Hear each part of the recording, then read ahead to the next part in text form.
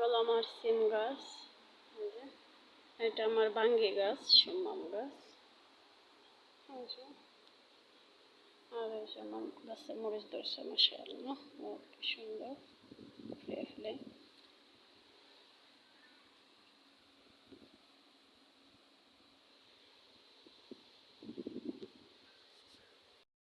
আর এখন এই যে আমার পুঁই শাক গাছ।